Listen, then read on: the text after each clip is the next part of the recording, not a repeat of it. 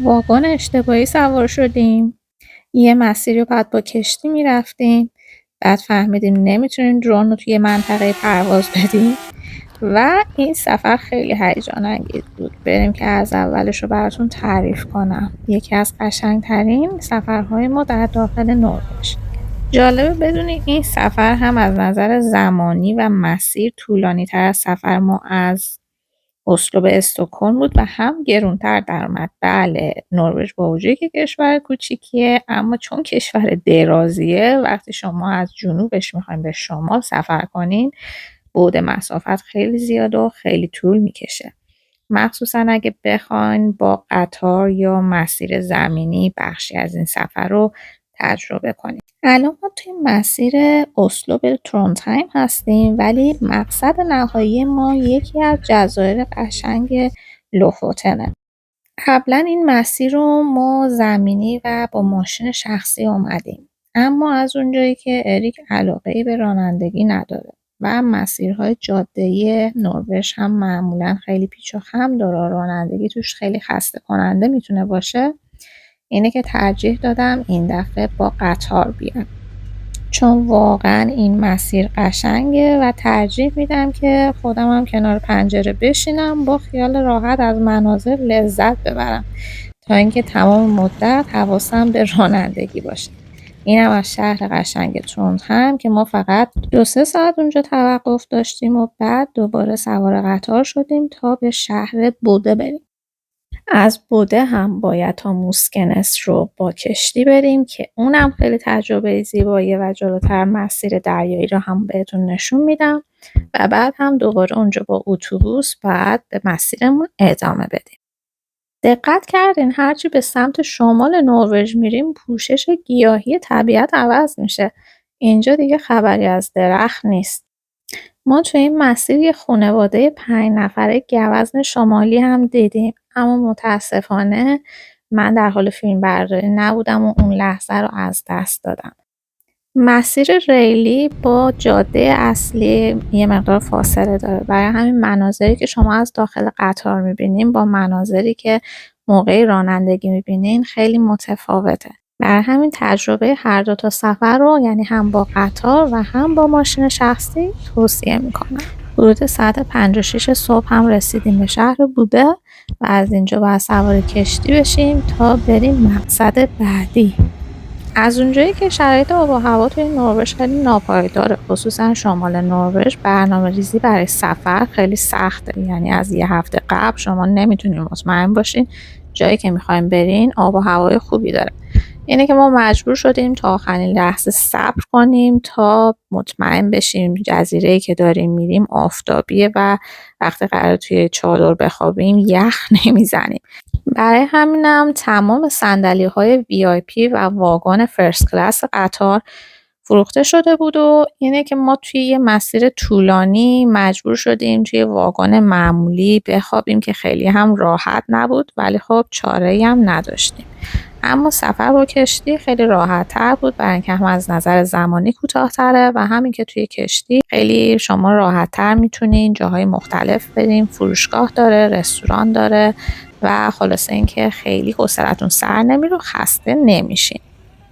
از موسکنس هم باید به رینه با اتوبوس میرفتیم که این مسیر هم با وجودی که کوتاه بود خیلی جاده قشنگی داشت و واقعا از مناظر لذت می‌بردیم. مخصوصا که با اتوبوس رفتیم، اتوبوس خب چون ارتفاعش بلندتره توی جاده شما تسلط خیلی بهتری به مناظر داریم. توی این منطقه کلبه‌های زیادی هم برای اجاره وجود داشت که توریستای زیادی خصوصا از کشور فرانسه با تورهای گروهی اومده بودن و اجاره کرده بودن. اما توقف ما اینجا هم کوتاه بود و فقط یه صبحونه معمولی خوردیم و پیش به سوی مقصد بعدی که با مقصد نهایی دیگه فاصله چندانی نداره. اینجا هم باید یه اتوبوس دریایی سوار می شدیم. بریم داخل اتوبوس دریایی هم بهتون نشون بدم و البته مناظری که از این اتوبوس دریایی دیدیم. بریم بالا. Setting sun on distant hills, quiet lakes,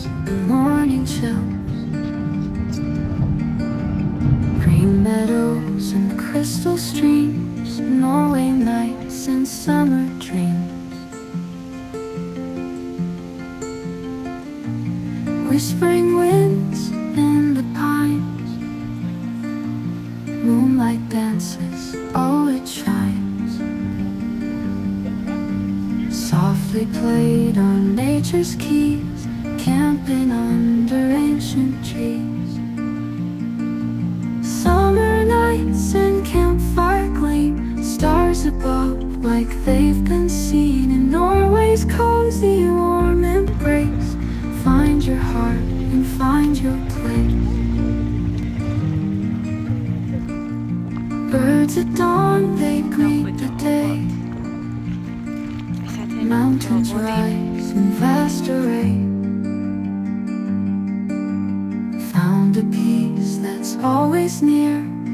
Every breath the world feels clear.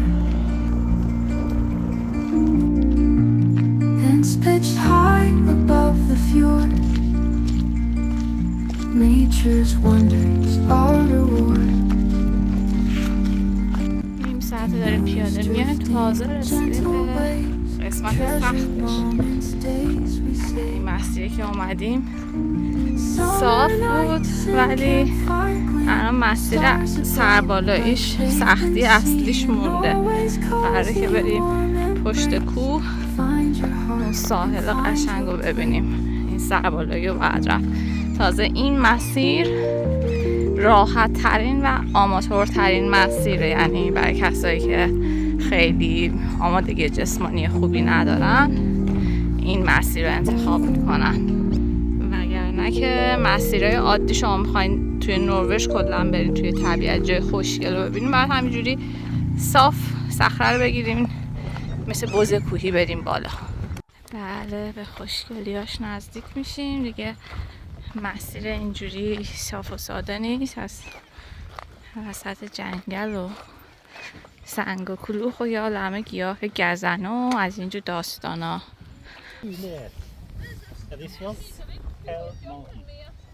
کوهستان جهنمی هم اسمشه. ببینه این از من بهتر میره، رفته اون مسیر رو داره برمیگرده، من هنوز نرفتم. به نام خدا همونطور که میبینیم کاملا در اینجا تنهایی و قراره که بریم خودمون رو بسپریم به خدای بزرگ.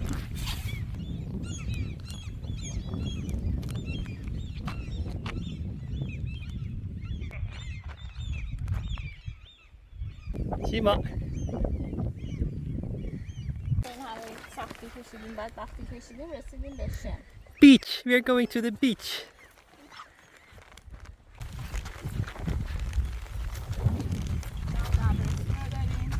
فاتحه بخونیم به انبار.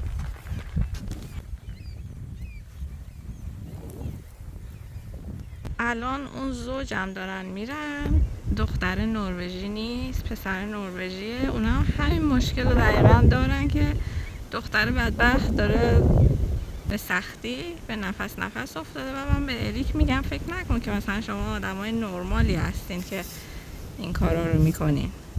همه آدمهای جهان مشکل دارن با این همه وسیله حمل کردن.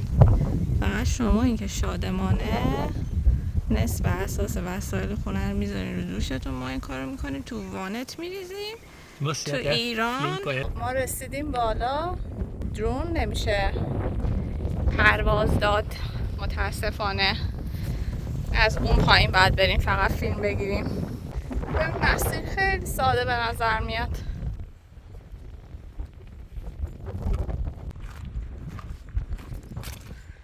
اینم اون ساحل استوایی تور در نروژ.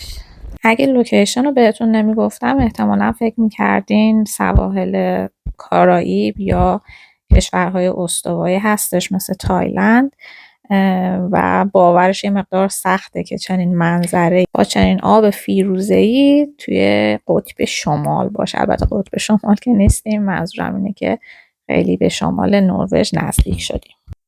داخل اون قلب خوشگلم نوشته که لطفاً آشغالاتون رو با خودتون ببرین خونه.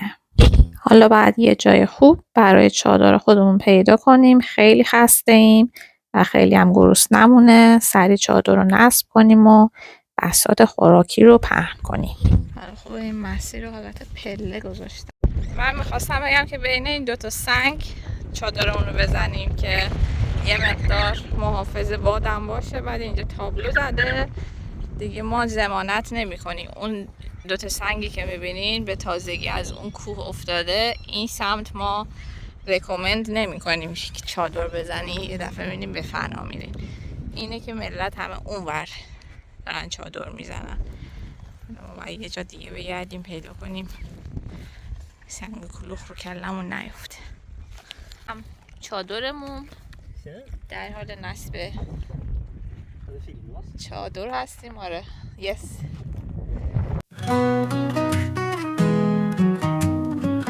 Morning light on mountain peaks, whispering trees, the river speaks. این هم چادر ما. وضع چادره اونقدر که خسته ایم، اصلا همینجور وسایل رو فقط ریختیم تو. حالا بیرون چادر اریک بیرون خوابیده، باربیکیو کرد، غذاش رو خورد، همونجا گرفت خوابید. گلای خوشگلی اینجا. اینا رو نگاه کنیم، برگاش مثل توت فرنگیه ولی میواش خیلی عجیبه. ببینیم میوه‌شو، توت فرنگی نیست، یه چیز دیگه است، مثل دونه اناره. یه دونه سطل آشغالم اینجا نیست، یعنی به اندازه یه دونه سطل آشغال پلاستیکی هم اینجا نروژ هزینه نکرده. ولی ببینید اصلا یه دونه شما آشغال نمیبینی.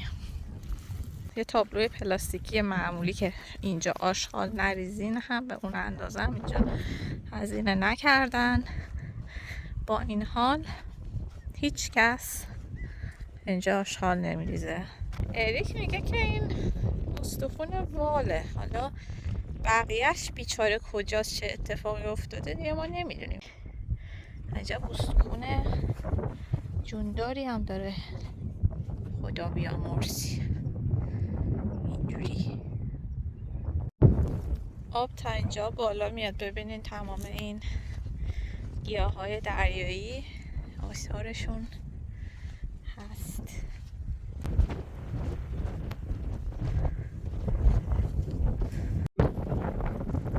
اریک طبق معمول با کتونی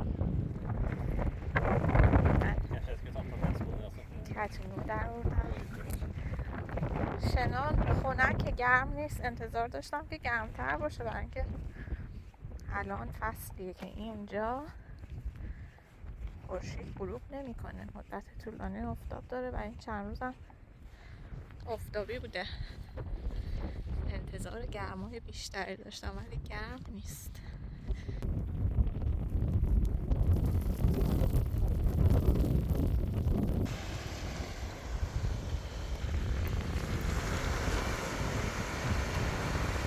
گنج وایکینگی پیدا کردیم. سفالهای دوران وایکینگ، سفال نیست آهنه. ببینیم چیه توی مال آقای هیتلر اینا. آثار باستانی نروژ. چه غروبی بشه. غروب که البته خب کامل غروب نمیکنه ولی خب یک مقدار خورشید به سمت پایین میره، دوباره پشیمون میشه، برمیگرده بالا. چادر ما چه کوچولوه.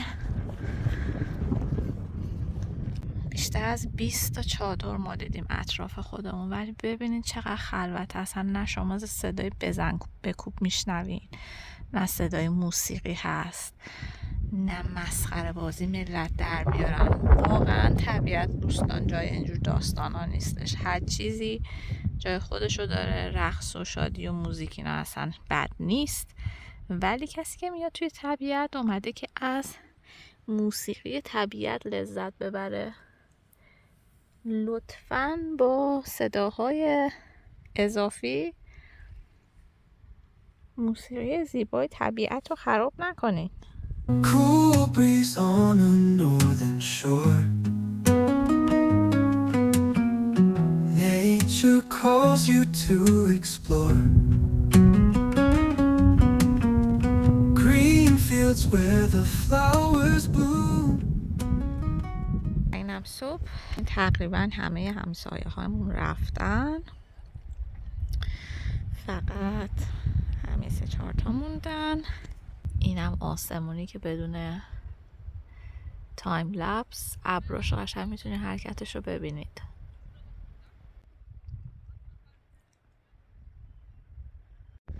صبحونه بخوریم. صبحونه چیه؟ ماست میوه‌ای. و اگه سبک بیایم دیگه سعی کردیم که چیزای کوچیک موچیک بیاریم با خودمون.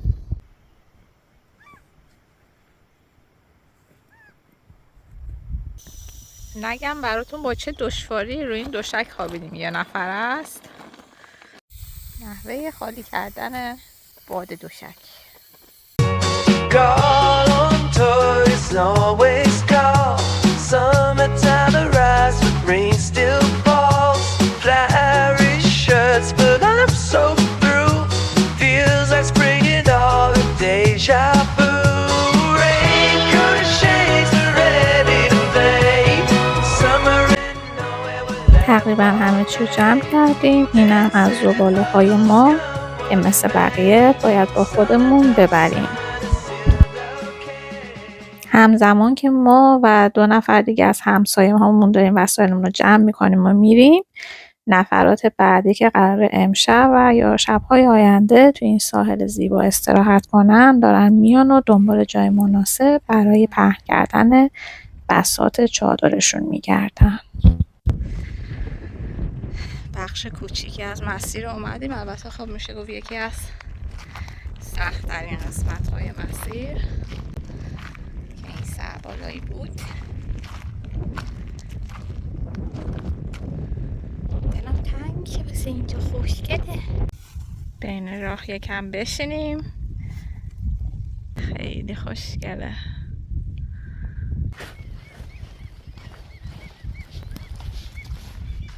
دارم فکر میکنم این کلبه هایی که اینجا هستن چه میکنم با سرصدای مرغای دریایی.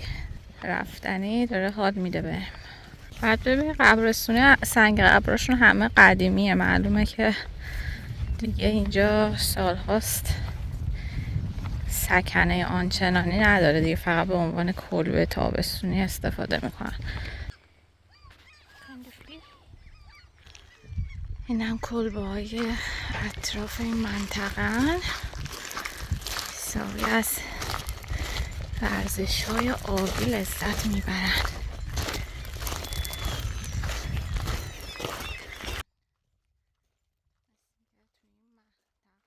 چاتورول پیدا کردم. اونجا نشسته به ما نگاه میکنه. قیافشو اعصابم نداره. الان زنده میشه میاد سمتمون.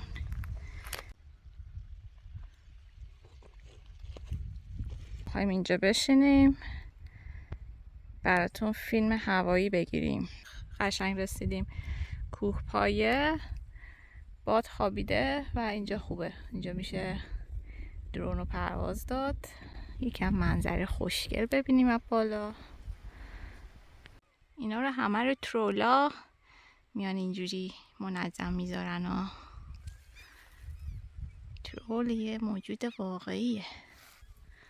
از اونجایی که این سفر همچنان ادامه دارد و باید یه بخشای دیگه ای هم باتون به اشتراک بذارم، فیلم هوایی رو توی یه ولاگ جداگانه دفعه بعد قرار میدم. برای همین حتما سابسکرایب کنین که ما رو گم نکنین. بیاین یه چیز خوشگل بهتون نشون بدم. اینقدر قشنگ باز میشه. خیلی هم توی نروژ زیاده. وقتی هنوز قنچه‌ست ببینین این شکلیه. چقدر عجیبه. از قنچه‌ش برگ زده بیرون. بعد این داره باز میشه قنچه‌ش. عجیبم و غریبا. خود مستر پایلوت.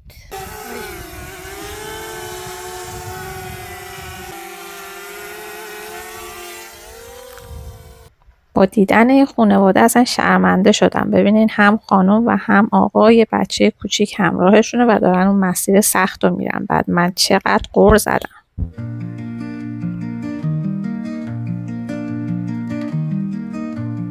Setting sun on distant hills, quiet lakes and morning chills, green meadows and crystal streams, Norway nights and summer dreams, whispering winds in the pines, moonlight dances, oh it shines, softly played on nature's keys, camping under ancient trees. Summer nights and campfire gleam, stars above like they've been seen in Norway's cozy warm embrace. Find your heart and find your place. ببین گلاش چقدر Birds خوشگله. at dawn, they بیاین اینجا day, یه چیز عجیب بهتون نشون بدم. اینجا وسط ناکجا آباد vast array, 100 نفرم جمعیت نداره و found a peace that's always near, every breath a world بچه ها لباساشون هم اینجا در آوردن لخت به سمت ساحل. feels pitched high above the fjord. اونجا همون کافه‌ایه که ما نشستیم Nature's wonders غذا far خوردیم. away, لباس دیگه همینجا کنده و drifting gentle waves, رفته. treasured moments خیلی بامزه بودن. 4-5 تا بچه و هم لخت نمیشد خواب فیلم گرفت ازشون. دیگه تصور کنید 4-5 تا بچه کوچولو 2-3 ساله خوشحال این مسیر رو بدون کفش. بعضی مسیرش هم قشنگ سنگه، تو همین سنگ منگا بر خودشون داشتن میدویدن.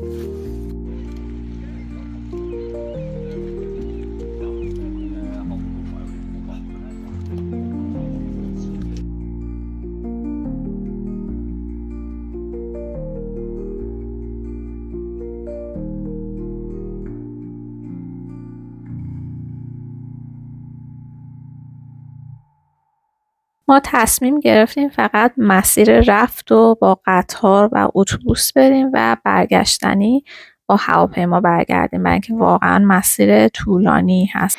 اما همچنان تا بوده رو ما مجبوریم که با اتوبوس دریایی و اتوبوس بریم و از اونجا سوار هواپیما میشیم به مقصد اسلو. و جالبه که بدونین بلیت هواپیمای بوده به اسلو 5000 کرون شد، در حالی که برای استکهلم به اسلو ما 3000 کرون پرداخت کردیم. یعنی سفر داخلی توی نروژ از سفر خارجی گرونتر در میاد. اینم از عجایب زندگی در نروژه که شما داخل مملکت خودت میخوای بگردی مسافرت گرونتره. دوباره سوار اتوبوس شدیم. این مسیر قشنگ جاده‌ای که دوباره میتونستیم ببینیم و واقعا از دیدن دوبارش خوشحالم. با وجودی که خب برنامه ریزی کردیم که با هواپیما برگردیم، خیلی خیلی خوبه که همچنان بخشی از مسیر رو تونستیم زمینی و دریایی تجربه بکنیم. تابستونای نروژ همونطور که میدونین کوتاهه و باید نهایت لذت ازش برد. اینه که به همه دوستان پیشنهاد میکنم در طول تابستون حتما به شهرهای شمالی نروژ سفر بکنن که واقعا تجربه متفاوتیه. هرچند که خیلی ها تعطیلات تابستونیشون رو ترجیح میدن کشورهای خارجی برن، اما من همیشه ترجیح همین بوده که داخل نروژ باشم و نروژ رو ببینم، برای اینکه تابستون کشورهای دیگه واقعا گرمه و اصلا طاقت گرمای خیلی زیادو ندارم. از اونجایی که اومدنی توقف ما توی بوده خیلی کوتاه بود و اصلا نتونستیم این شهر رو ببینیم، تصمیم گرفتیم برگشتنی قبل از اینکه سوار هواپیما بشیم یه شب توی هتل توی بوده بخوابیم و از اونجایی که این شهر خیلی کوچیکه چند ساعت برای گشتنش کافیه. چکین کردیم توی هتل و نگم براتون عجب کیفی داشت. بعد از کمپینگ طولانی رسیدم به یه اتاق گرم و نرم و دوش آب گرم، مخصوصا که نه من و نه اریک آدم سفر با کاروان یا خوابیدن توی چادر به مدت طولانی نیستیم. واقعا دم اونایی که میتونن اینجوری سفر کنن گرم. همونطور که میدونین شهر بوده برای صنعت ماهیگیری خیلی معروفه و برای همین رستوران‌های دریایی خیلی خوبی هم توی این شهر هست و توصیه میکنم اگه به این شهر سفر کردین حتما غذاهای دریایی رو اینجا امتحان بکنین. اینجا واقعا خسته بودیم هر دوتامون، اما چون تایم زیادی نداریم گفتیم که بریم شهر رو بگردیم و بعد بیایم بخوابیم که فردا صبحش پرواز داریم.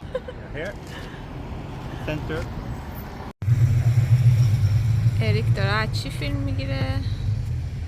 شهر خیلی خوشگلیه، هر طرفی که میای به آب میرسی. یه چیزی که تو این شهر خیلی جلب توجه میکرد هنر گرافیتی بود توی خیابون. یعنی هر جایی که شما میرفتی طرح‌های مختلف گرافیتی میدیدی. حتی خیلی از مغازه‌ها برای پرزنت کردن کالاهای خودشون از هنر گرافیتی استفاده کرده بودن. حالا داریم به سمت ساحل میریم و بعد از اونجا هم میخوایم بریم یه غذای خوشمزه بخوریم، یکم هم اینجا قدم بزنیم و برگردیم و بخوابیم. الان اینجا حدوداً ساعت 11:30 شبه. همونطور که میبینین هوا کاملا روشنه. واقعا خیلی شهر کوچیک، خلوت و بی سر و صدایی. منی که خودم عاشق شهرهای کم جمعیت و آرامش هستم، به نظرم اینجا خیلی خیلی دیگه آروم میاد و تصور این که افرادی هستن که زمستونا توی چنین شهرهای زندگی میکنن واقعا برای من سخته.